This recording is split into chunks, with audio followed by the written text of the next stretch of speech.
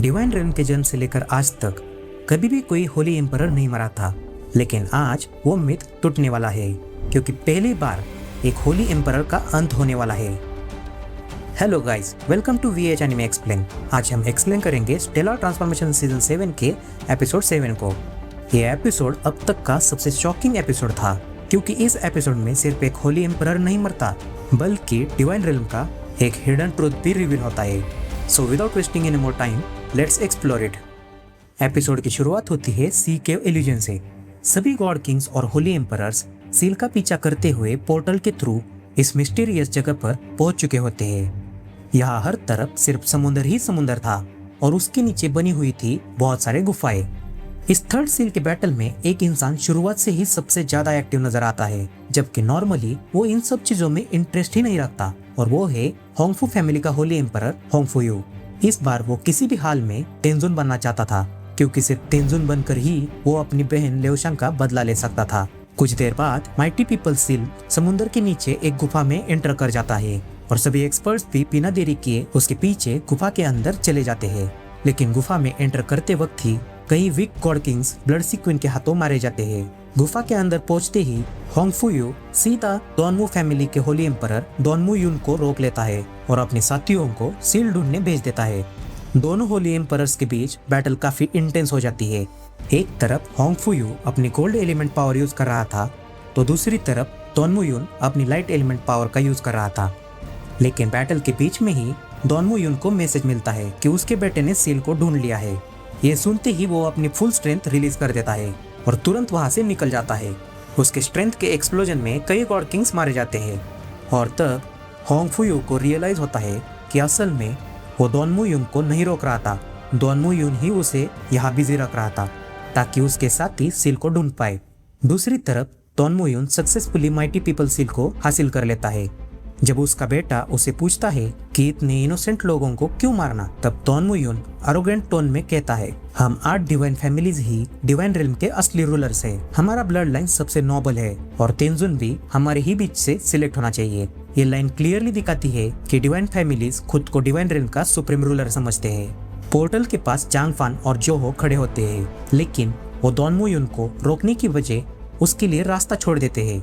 अब scene shift होता है चिन्यू की तरफ। सील के लिए ब्रूटल फाइट देख के चिन्यू जांगलन से पूछता है कि मैं, हेयू और होफे ने डिवाइन रेल्म में आने से पहले क्या कुछ नहीं सहा। ब्रूटैलिटी, ताकतवर का कमजोर लोगों पर अत्याचार, कल्टीवेशन के अपॉर्चुनिटी के लिए एक दूसरे का खून बहाना, ये सब सिर्फ और स्ट्रांग बनने के लिए। लेकिन अंकल लान, इस सब का कोई एंड है भी या नहीं? आखिर में अगर कोई मेहनत से डिवाइन रेल्म में एक गॉड किंग भी बना तो वो भी उससे स्ट्रांग के हाथों में मारा जाता है। तब जांगलन कहता है, इसी वजह से तो सारे गॉड किंग्स इस तेंजुन बैटल में हिस्सा लेते हैं ताकि तेंजुन बन सके और अपने लोगों को प्रोटेक्ट कर सके। इस पर चिन्यू कहता है, तो फिर तेंजुन के ऊपर ना, क्या उसके ऊपर कोई नहीं? पास में ही अपने दोनों बेटों को खेलते देख चिन्यू को रियलाइज होता है कि ये डिवाइन रेल्म कोई पैराडाइज नहीं है, बल्कि ये एक और भी ज्यादा ब्रूटल कंपटीशन वाला हेल है। और इसी वजह से वो और स्ट्रांग बनने का डिटर्मिनेशन लेता है ताकि फ्यूचर में वो अपने परिवार की अच्छे से रक्षा कर सके। लेकिन अब आता है एपिसोड का सबसे शॉकिंग मोमेंट। जब डोनमू यून पोर्टल से बाहर निकल रहा होता है तब अचानक टाइम स्टॉप हो जाता है और उसके सामने अपीयर होती है ब्लड सी क्वीन अपने असली रूप में, शेयुन। हाँ, वही शेयुन जो पिछली तेंजुन बैटल में शाओयाओ तेंजुन की टीममेट थी। यहाँ हमें उसका ट्रेजिक पास्ट दिखाया जाता है। पिछली तेंजुन बैटल में 3 होली एम्परर्स इंक्लूडिंग डोनमू यून शेयुन का पीछा कर रहे होते हैं क्योंकि उन्हें लग रहा था कि उसके पास तेंजुन स्पिरिचुअल ट्रेजर है, लेकिन सच्चाई कुछ और ही थी। शेयुन ने खुद को सिर्फ एक चारा बनाया था ताकि असली ट्रेजर शाओयाओ गॉड किंग को मिल सके, और उसकी वजह से शाओयाओ गॉड किंग सक्सेसफुली तेंजुन बन भी गया। शेयुन को लग रहा था कि फाइनली एसेंडेंट फैक्शन से कोई तेंजुन बना है और अब डिवाइन रेल्म सिर्फ 8 डिवाइन फैमिलीज के कंट्रोल में नहीं रहेगा। लेकिन सब कुछ उसी वक्त टूट जाता है जब शाओयाओ तेंजुन उसकी हेल्प करने से मना कर देता है और कहता है कि वो अब से डिवाइन रेल्म का नहीं रहा, इसलिए डिवाइन रेल्म में इंटरफेयर भी नहीं कर सकता।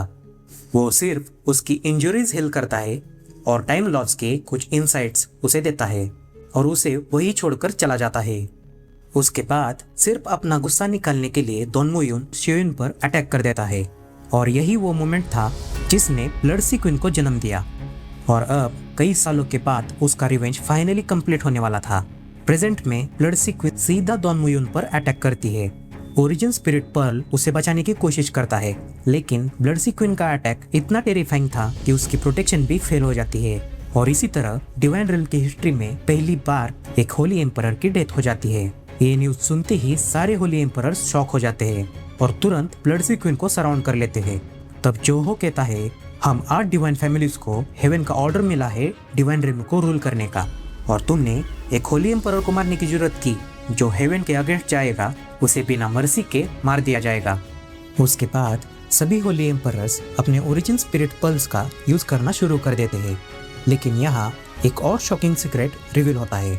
डॉन मुयुन के डेथ के बाद उसका ओरिजिन स्पिरिट पर्ल ऑटोमेटिकली उसकी ब्लड लाइन के नेक्स्ट मेंबर को सिलेक्ट कर लेता है और उसकी बहन इंस्टेंटली नई होली एम्परर बन जाती है। तब चांगलान रिवील करता है कि डिवाइन रिल्म के जन्म के वक्त हेवन ने 8 क्लान गार्डिंग ट्रेजर्स क्रिएट किए थे और हर ट्रेजर सिर्फ अपनी मैचिंग ब्लड लाइन को ही रिकॉग्नाइज करता है। यानी होली एम्परर्स की असली स्ट्रेंथ उनके ब्लड लाइन और ओरिजिन स्पिरिट पर्ल से आती है। और ये सीक्रेट सिर्फ 8 डिवाइन फैमिलीज के जनरेशन में ही पास डाउन होता आ रहा है।